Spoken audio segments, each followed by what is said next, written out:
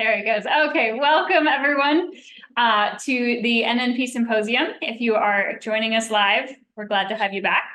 For those of you here in person, welcome to Central States. All of the presentations here are part of the NNP Symposium. It is a twice annual event. It started as an online only educational numismatic conference. This is the second year we have a hybrid spring event in partnership with Central States. So we're excited to be back.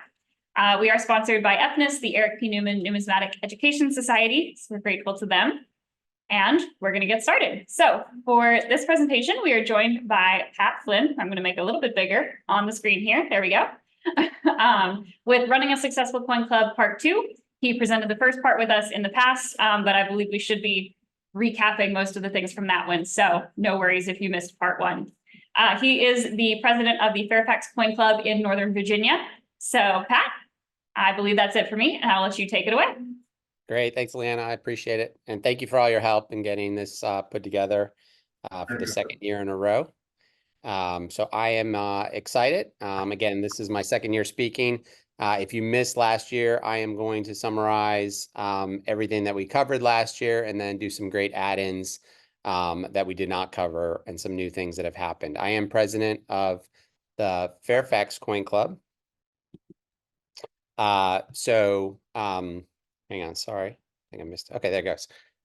So we've been a club we're going to be 8 years old coming up in October of this year. So we're very excited for how long we've been a club.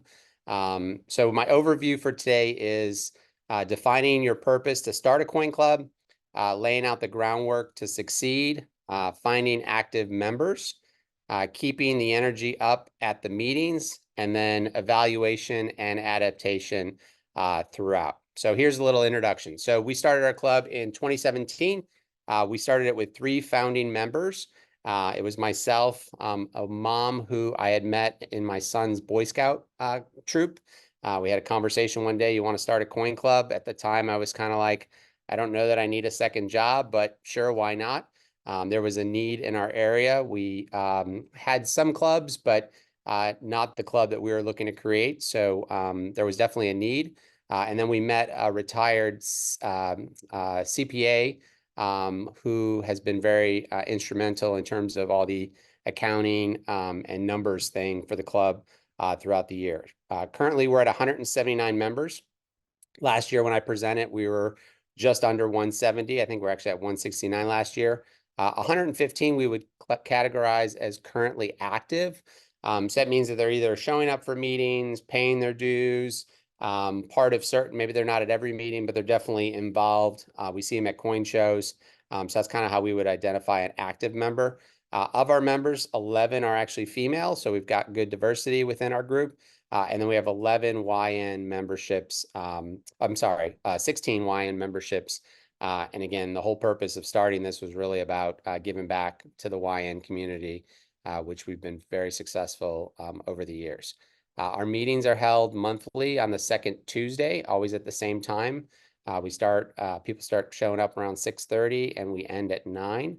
And then we take August off. So we meet 11 months out of the year. We always take August off for summertime. And then we are officially classified as a 501c3 nonprofit organization, which again, our treasurer helped put that all together when he joined, or when we started the club. All right, so defining your purpose to start a coin club. So if you're currently thinking about starting one in your area, or maybe you're currently in one, and maybe you're looking to grow, I think the definitions that we came up with when we started in terms of what our purpose was really local presence. Again, there was a need that we felt that there had to be a club in our area, and that so that local presence would help kind of grow the club. Our big why when we started our club was the YN involvement and give back. So from day one, we've always had a very strong focus on the YN, getting them involved in the club, and then consistently always having purpose to giving back. And I'll go over a bunch of the things that we've done and that we continue to do for that YN memberships. And then education and sharing knowledge. So one of the things that I personally didn't want was a club. We met once a month and we just kind of got together and we sold coins to each other or maybe had auctions all the time. I really wanted to have some type of education, so that not only could I learn as a collector, but also just that camaraderie amongst members and to share, because everyone has a different knowledge for a different area of collecting, and you don't have to be great at all of them, obviously, but it's interesting to hear. We once had a gentleman who collects coins with bats on them and didn't even know that that was really a thing, but he gave a full presentation on it, and it was incredibly interesting in the sense that there's enough coins out there with that, and that he was able to put it together a whole presentation. So it's good to learn from each other. All right, so laying the groundwork to succeed. So these are kind of the 5 steps that we looked at when we started our club. So again, we gathered interested members. We used social media. We used word of mouth through local coin shops. We laid in heavily on local shows. We're blessed to have 2 local shows in our area that happen 3 times a year, each of them. So we get 6 shows throughout the year. So that's a great place. It's probably where we found most of our memberships. I'm also close to Baltimore, so we get the Baltimore Whitman show. I can't say that we've gotten a lot of memberships from there, but again, it's within an hour from our area. So a lot of folks from the club will go up there, and there's that camaraderie when we're up there. And then word of mouth. Again, as people joined, if they had friends who also were collectors, we got a lot of memberships through word of mouth. You've got to establish a leadership team. So right now we have a leadership team of 7 board members. We have 3 executive positions in terms of president, vice president, and secretary treasurer. And then we have some board members who serve other roles in terms of technology, YN involvement, and a newsletter as well. So, but you need obviously, they always say 80-20 rule, 80% of the work is going to be done by 20% of the members. In most cases with a club, it might even be 90-10. So be prepared. You got to identify who those folks are who are going to do the heavy lifting, and obviously get the club not only off the ground and in growth mode, but also who's going to carry the weight long term. Choose a meeting time and locations. So we considered a lot of things in our area. We've got a lot of, young youth activity. So we wanted to pick a time that, again, youth could actually get to our meeting. We chose Tuesday. Mondays and Fridays tend to be, if people travel for the weekend, they may not be in town. Wednesday, just middle of the week. We just kind of picked Tuesday. It also worked well with the space that we were working with in terms of their availability. And again, you've got to look for either a local library. We meet in a community center. We get the in-town rate, so it's pretty inexpensive. And the space is perfect for the size of our group based on the number of folks who come for the regular meetings. And then I think it's key to keep that meeting consistent, always with the same time, so that you're meeting and it gets people obviously used to that time and day of the month. Create a constitution and bylaws to outline its structure. So again, that's the formalities of things, but you just want to make sure you have membership requirements, dues, meeting procedures, decision-making process, just so that you fix all of those things before they ever become a problem. If you currently have a club, and maybe it's a good time to review those bylaws and just make sure that everything's up to date in terms of how you're currently operating. And then set membership dues. So our membership dues are $20 a year.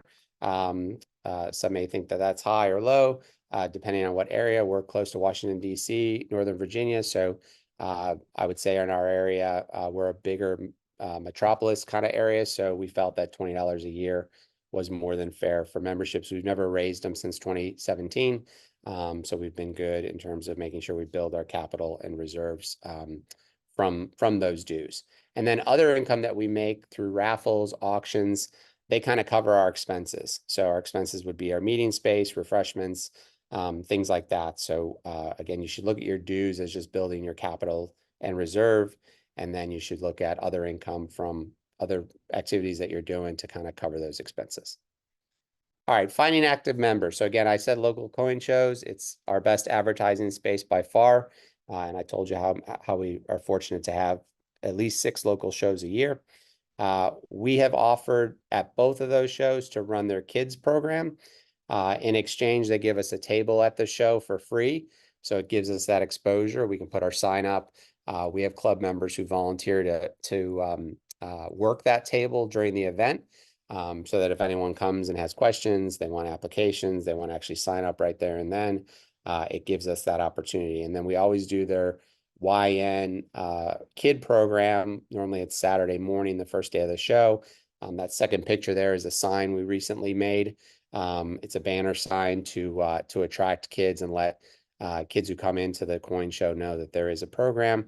And then we work closely with the people who orchestrate both coin events to make sure they put it on their postcard that they send out and all their advertising that they do. The next two pictures are actually a kid event that we did where the gentleman in the middle in the black pullover, the young kid, he actually ran that and taught the kids how to make coin out of clay. So it was a kid event that we did at one of the events to kind of get the kids involved. And again, one of our current YNs actually ran that to get him invested and involved as well. And then we've also had speakers come in. So some of the club members have volunteered to speak at the YN events that we do at the coin shows. And then the last one is just a picture of our coin auction. So we get donated materials from dealers, from members, and we put those materials out in a kid coin auction. When the kids come, they get funny money. And then normally if there's a speaker, the speaker will ask questions. If the kids get the questions correctly, they get more funny money. And at the end, we run a live auction with all the donated items. And it teaches the kids not only how to, participate in an auction, but a little bit, budget and savings in terms of they can't get everything. They got to, make sure they go for the thing they want most. Some kids will actually save their money and they show up multiple times and they've got envelopes full of it. So some kids have been good savers and they wait for that very special item that they want at a future event. Keeping the energy up at the meetings. So I'll go through all of these separately. So guest speakers and show me the money. So we've over the years been blessed to have some great guest speakers. COVID for us was actually a really good time from a standpoint. We adapted to the Zoom environment. We kept our meetings going and we were able to bring in a lot of different speakers throughout the country who would join us on Zoom.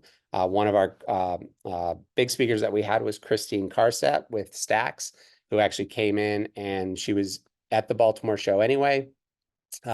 We drove her down into our area for a Tuesday night meeting and she spoke live. We've had some other dealers throughout the country who've come live to us as well. But again, during the Zoom time, we were able to get some folks, even Steve Feltner once came in from PCGS and spoke to us live via Zoom. The next picture on the top is actually a special event that we did. We had an author who's in our group put out his book on classic gold, and we rented space in a country club. And we had kind of a special event where we had a little bit nicer food. We actually had a cash bar for that event. And we got a lot of different guests to come in and hear the announcement and speech that he did on his book. So it was a little special event. The normal meeting space is the bottom two pictures. Again, just to give you a sense of the space, we can get 50 people in there comfortably. So again, normally just enough space for the members that are attending on a regular basis. All right, auctions and items of interest.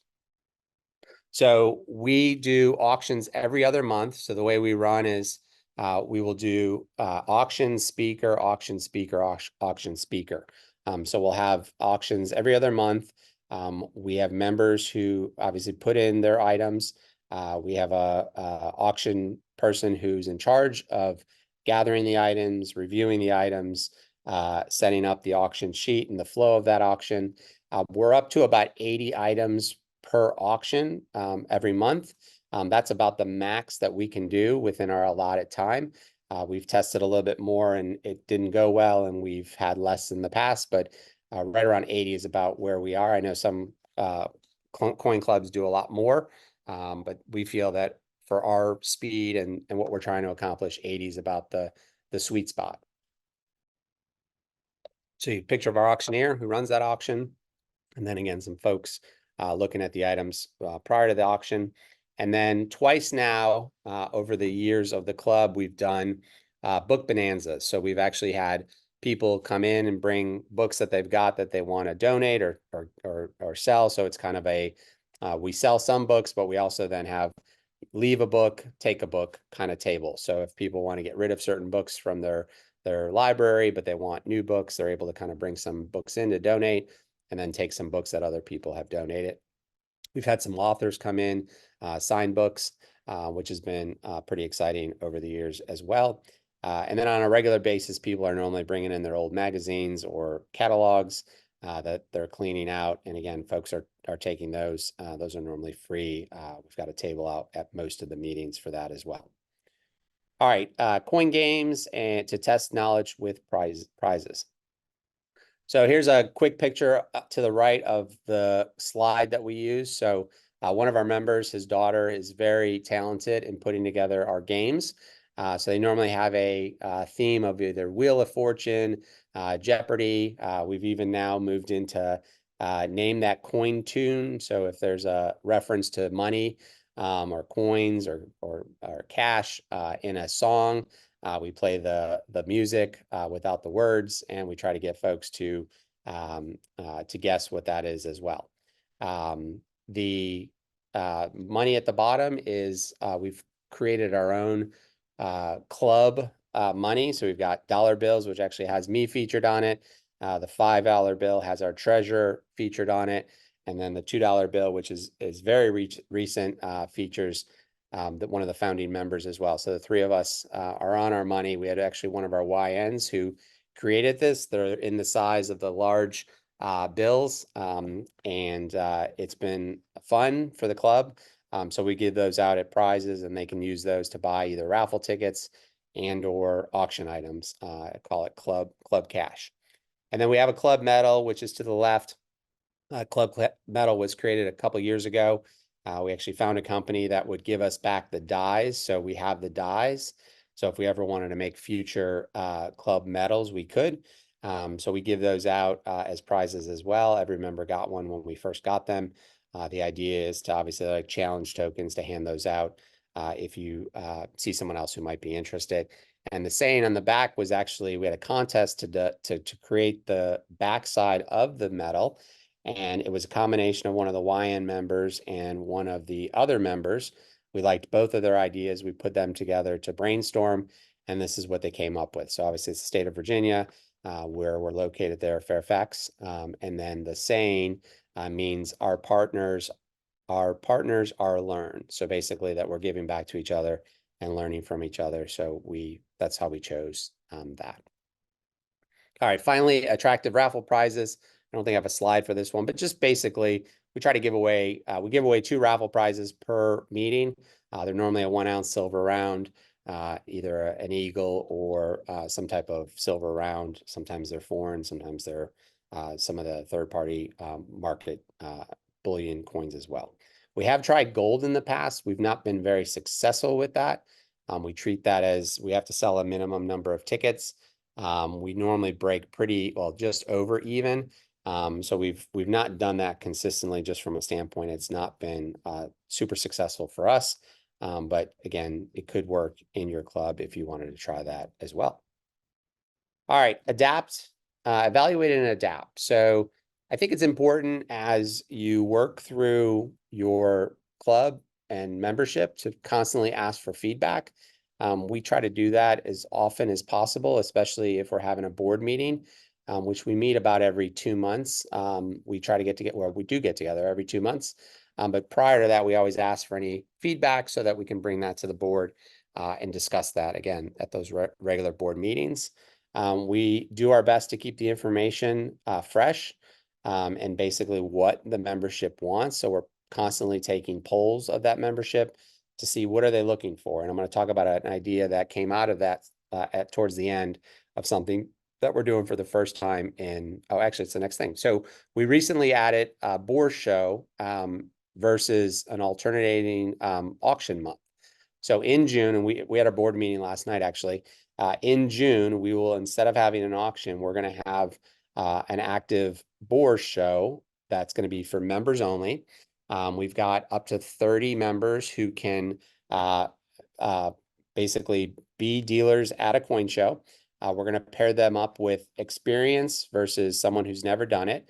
And the whole purpose is to actually teach the members not only what it feels like on the other side of the table as a dealer, but also just how to price their coins and how to communicate with customers and how to, how it feels and what it looks like kind of thing. So it's something that we're going to do for the first time. It's something that the membership has asked for.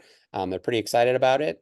So we have 30 who can set up, and we've actually polled who'd be interested, and we had 28 interested. So we may get 2 extras. So we got 30. We're going to set up tables. We're actually renting 2 rooms next to each other that night. We're going to set up, again, pair people up with experience to novice, and they're going to be able to bring in their coins, have things priced. If they want to make signs for the wall, we're telling them to bring small change. So kind of setting them up for what it feels like to be a dealer. And then if people don't want to set up, that's fine. They can walk around, and it'll be kind of a mini show that's put on just here for our membership. So again, it's something new. We're going to try it and see how it goes. And we may be doing that once a year if it is a success. And then network with other coin clubs throughout the country and share ideas. So in my day job, I'm a real estate agent, so I'm constantly networking with other realtors throughout the country. And one of the big things of why I do that is I'm trying to get other ideas, things that they may be doing in their area that work really well that we can adapt and use in our area. So I'm doing as well as I can to consistently talk to other coin club presidents or vice presidents or folks who are in clubs, to just say what they do and try to gather some ideas. Some of the ideas that we've implemented have come from those conversations. So if you're a coin club president or vice president, I'd love to hear from you. Maybe we can brainstorm and share some of the ideas that you may do and confirm some of the things that we're doing. But I think that's a great way to just share ideas and grow together versus trying to reinvent the wheel sometimes. All right, board of director meeting. So again, we had one of these last evening. We always have it at the treasurer house. He's the host of those events.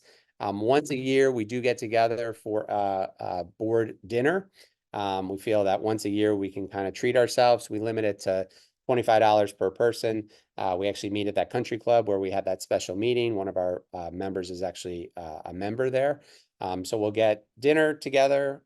We'll kind of have a board meeting, but it'll be a little bit more of a celebration. And again, we do it around June is when we'll have our next board meeting, and it'll be a dinner. So, but we do plan every 2 months to have one. And we always make sure before we leave that meeting that the next one is scheduled. So everyone has it in their calendar. We actually confirm with everyone if it works so that we can get all 7 of us there. If we can't be there, we ask that if they could join us by Zoom. So at least they're part of the discussion and we keep everyone on the same page.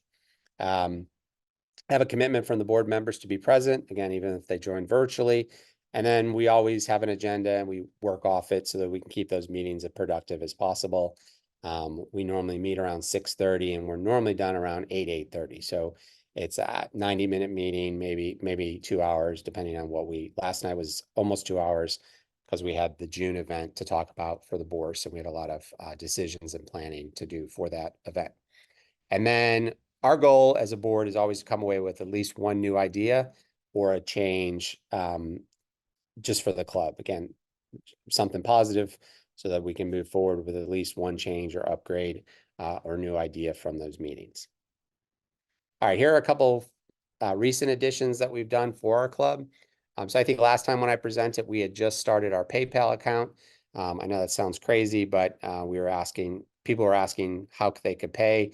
Most coin collectors obviously have cash or check. We don't have really an electronic payment process like a credit card machine. So we did start a PayPal account, which people can use. We have a QR code now that is on our sign. So we just upgraded our main sign. And then again, that YN sign that I showed earlier, those QR codes take you to a link to do membership application. And for the YN, it takes them to the information on our YN programs. So again, just created the QR codes to get folks an easier way to get that information through their cell phone. And then our biggest thing that we've done most recently, and I think last time I spoke, we were just in talks about it, is that we now have an official YN scholarship program. So I'm gonna talk a little bit about that. So we create a mission statement. So here's how you would do it. So this is how we did it. This would be an idea for you. So again, over the years, we've been able to build up our capital, and members have always asked, what are we planning to do with that capital? And our goal always had been that we would create a scholarship program where we could give at least one YN member a scholarship every year, and potentially more than one member. So we've set aside money in a separate account. So it's specifically just for the YN scholarship. That money came from our reserves. We've had some donations already from either members and or dealers who have specifically donated money to us, and they say they want to earmark it for the YN scholarship. So we've put it into that account. We have certain events, which I'll talk about, one that's coming up later after the summer, where we've actually specifically said that any funds raised from that are going to go towards that YN scholarship. Again, those funds would then go into that separate account. So to start one, you got to create a mission statement, a mission criteria, and then funding and a financial plan. So again, we had to create a mission of why we're doing this, the criteria that we're going to use for choosing this, and then we set up the funding and the financial plan that I kind of just talked about. We established a scholarship committee for awarding the scholarships. So our YN director actually chairs that committee. And the only thing I would say is that if you have a parent of a YN, that may not be the best person to put on that scholarship committee. Just from a standpoint, they may have a biased opinion in the voting. Not to say that they couldn't be involved with it, but maybe they may have to abstain from the voting privileges at that time. So we've got our scholarship committee in place, and then we create a scholarship application, which has been created. And in addition to that application, we encourage the YNs who apply to either write an essay, do a video presentation, or some type of creative project that can be used in our determining who gets selected through that process. And then awards should be annual, and they can be used for either enrollment to the ANA or other programs, research projects, or publishing. We've even said that it could be used for travel expenses if maybe the family's already signed up for ANA, but they're having some struggles with travel expenses to get there or lodging. It could be used for that, as long as it's, again, used for, and we'll be issuing those payments to either the program and not directly to the YN, just from a standpoint of making sure they get used correctly. All right, so the idea that we have for it's going to be our October, I think it's our September meeting. It might be our October meeting, is to actually do a YN meeting and fundraiser. So the meeting is going to be run by our YNs completely. So like I'm normally the master of ceremonies at our meetings. The YNs are actually going to do the announcements. They're going to run the meeting. They're going to actually be the auctioneer in our auction. We're going to have a YN auction.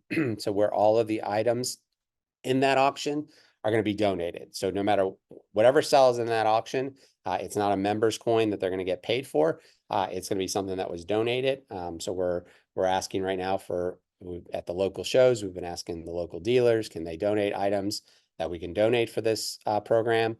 We've been asking the members if they have some stuff that they want to donate. So we're gathering up those donations, and then the YNs are going to run the meeting and then run that auction. And then 100% of the proceeds from that auction will go towards the YN Scholarship Fund. So again, it's going to be an opportunity for the YNs to kind of put together that meeting, run that meeting, and be able to be 100% involved. And then all of that money that we raise that evening will be going back to them and the YN Scholarship Program. All right, and here's my final piece of advice, and probably the best piece of advice, is absolutely, no matter what, make sure you feed them pizza and they will come. So every month, we used to only do it when we had speakers, but we have done now pizza for every meeting. And it's just a way to get folks there, feed them. We actually have a pizza tip jar that we created at the beginning of this year, because the cost of pizza has gone way up. I didn't know that until you start buying pizza every month and you realize it has gone up. So a little tip jar to where folks, they don't have to donate every time, but we've had enough to where it's kind of subsidized the cost of that pizza, which had gone up. There's one of our YN members enjoying his slice of pizza at one of our meetings. So again, at the end of the day, if you only do one thing, make sure you feed them pizza and they will be happy members. I think that's all I have. So I want to thank everyone. And I think someone's going to come on now for Q&A.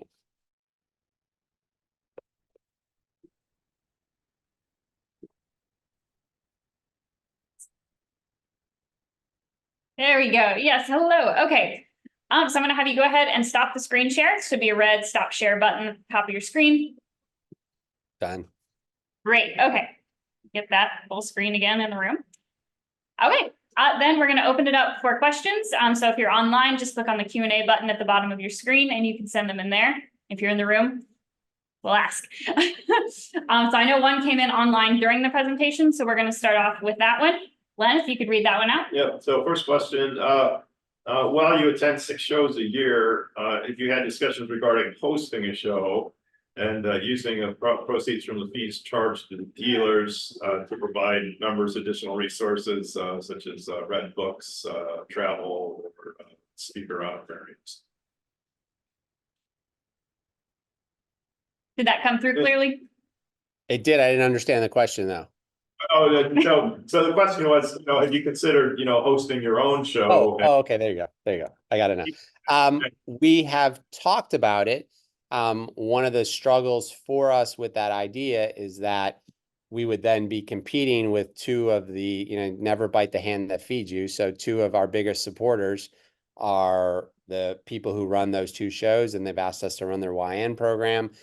So if we then do our own show, we feel that would be in competition with their shows and almost like, kind of slap in their face like, hey, we've been supporting you and now you're kind of doing something to work against us. So we've not done that. However, we've always let both of the people who run those 2 shows know that if they ever get to a point where they're exhausted from it or they want a partnership with someone, that we would be 100% interested so that they would come to us first. So we have addressed it that way, but at this time we feel we would be kind of biting the hand that feeds us if we try to do our own show. All right. Do we have any questions from in the room here? Yes. How or what do you do to thank a presenter, either an outside presenter or an in-house one? So I'm a big note writer. It's probably the thing that's given me the most success in my job. So we have notes that we've customized with our logo on them, and I'm definitely writing thank you notes to them. I know that sounds pretty easy and maybe insignificant, but when's the last time you got a personal note sent to you? Probably a long time. So I feel it's something we always then also give them a club medal. Again, not a huge deal. We sell them for $5 a piece, but we do give them that. For some of our speakers who would travel in, we do pay for their transportation to obviously get there. We've never gotten to the point where we paid for someone's lodging or anything like that. But when Chris Kartstedt came, we got a car service to get her here from Baltimore and then take her back home, back to her hotel. So we did do that. So. All right. Do we have any others online, Len? Yeah, listener writes, we've become very dependent on websites and email, but many older collectors are not internet users, but they have a lot of experience and a lot to offer. How do we reach out to these people? And he notes that for his coin club, they would actually mail out meeting announcements to some of the members that were not on email. We've been fortunate that email works for our membership. When dues are due, the emails may not be read as efficiently as I would like, as I'm the dues collector. So for about 3 months, people try to avoid me. So we have used mail in those circumstances. We always, we've actually, because the postage has gone up as well. So we're to the point where if you don't pay your dues in person or on your own, and I've got to mail you a notice, the dues may be $20.60 or whatever the postage is these days, for us to mail that out to them. So we've teased that as well, but we've been blessed with the email has been a good form of communication. We have done some stuff in writing, like when someone joins and they fill out a form, I actually send out an official letter that I sign and welcome them to the group, and then we send out a membership card. So that first piece they do get via mail, but for the most part, we've not done much mail just from a cost standpoint, and we haven't had the need to do so. And then the our website does have the ability for a member to log in. I can't say that has been used by many, if maybe even any. So we do have that capability, but it's definitely, I don't see most of our members, based again on the things you described, going online and logging into our website. So. Yes, You run a raffle, a 50-50 raffle at your meeting. Correct. So it's raffle tickets are $1 each or 6 for $5. And we give away 2 prizes. So there's 2 winners. We've been blessed that our raffle funds minus the cost of the 2 items exactly pays for our rent. So the raffle basically pays for our rent. The pizza tip jar has basically paid for almost half of our pizza. So then the money we get from the auctions every other month basically pays the balance of that refreshments. So we're operating on pretty much, a nonprofit in the sense that the money we bring in, we're spending, but we're not in the hole. The reason I bring up the issue is for several years, our club ran a 50-50 raffle. There'd be 12 bucks in the pot. We went to a system where we have 1 ticket for $2, 3 tickets for $5. But when you buy 3 tickets, you get to mark one of your tickets with an X. If the X ticket wins, you get the entire pot minus $1. Wow. Our gone from $12 and $15 to $120 to $150. Wow. In That's a the great same idea. group. All right. And there is an excitement when that X ticket gets called. People enjoy that. And I just share that because it has been very successful with us. I'm writing that down. I like that idea. Let me know how it Always works. good when the presenter learns something from his own presentation. all right, do we have any others online? Yeah, so I had another thought. If you're getting pizza from the same place every month, you should get them to make you some coin pizzas. Some coin pizzas. So they do, the nice thing is, the pizza joint we work, it's pretty, I'm not gonna mention their name, but pretty famous all around the country. They do give us the school discount that they would offer to a school organization. So we're pretty inexpensive. I mean, we get probably 11 pizzas and I think we're maybe spending $100, or just over $100 when you factor in the tip and stuff like that. So we are getting a pretty great deal, but again, the cost of pizza just in general has gone, like everything else in the world has gone up. So They could make a pizza that looks like a Lincoln Cent or something. that would be cool. I'll have to talk to them. I don't want them to put pennies on my pizza. Those would not digest well, I'm sure. Like sausage or something. Okay, do we have any other questions in the room here? I don't see any hands. Anyone else online? All right, so there's another one online. Hopefully the answer is no, but the question is, do you think politics have any place at a coin club meeting? Absolutely not. The only presidents we talk about are the ones that are actually on coins. Oh, that's good. I like that. All right, are any others? Is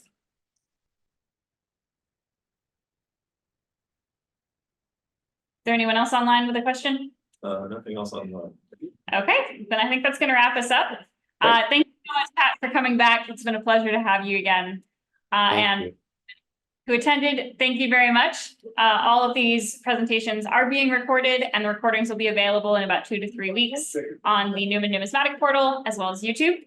If you would like to receive an email when they are available, if you're here in person, you can sign up with the paper at the front of the room. If you're watching online, you can go to our website, nnpsymposium.org, and on the homepage, if you scroll down, there's a place to sign up for the email list. So thank you everyone for joining us. We'll be back at 1:30 with Jesse Goblin and hope to see you all back. Thank you. Thanks, guys.